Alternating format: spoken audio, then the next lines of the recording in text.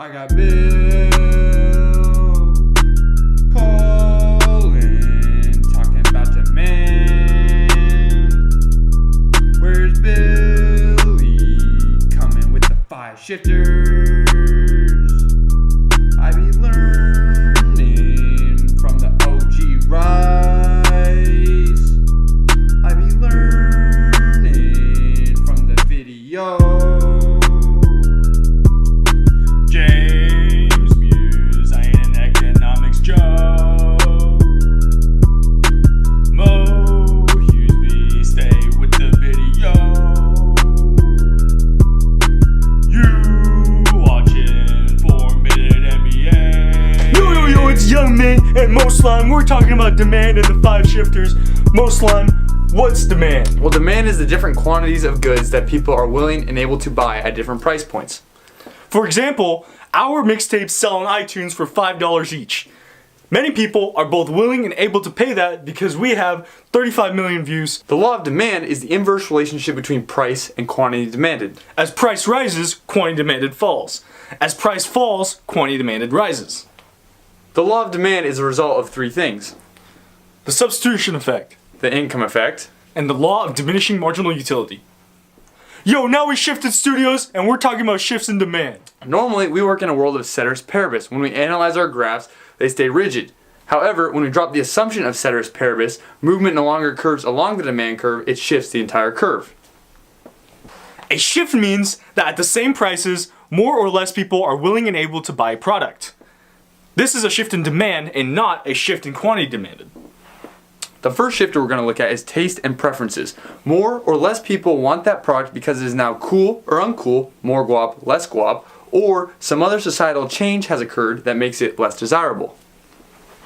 The next shift is the number of consumers. When there are more people on the market, that means there are more people willing and able to purchase products, and vice versa.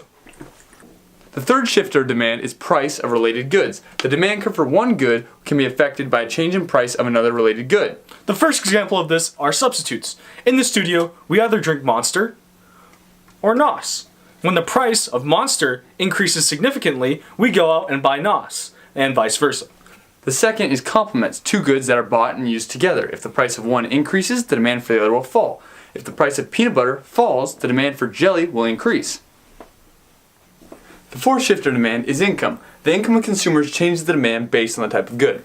The first type of good are normal goods. As income increases, demand increases. For us, this is stuff like iced out jewelry and luxury whips. The second type is inferior goods. As income increases, the demand decreases, and vice versa. An example would be used clothing or used cars. The fifth shifter is future expectations. Consumers pay attention to the future prices of things on the market, and they will either purchase products now or in the future based on the price. An example of this is our favorite artist is cranking the prices up on his mixtapes by $25 in a month, so we decided to load up on all his albums right now. Now that we told you about the 5 shifters, here's a practice problem. Pause the video and give it a try.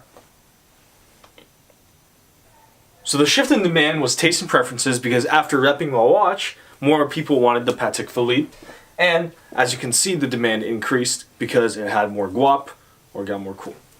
And now let's see how the shifters are applied in a professional setting.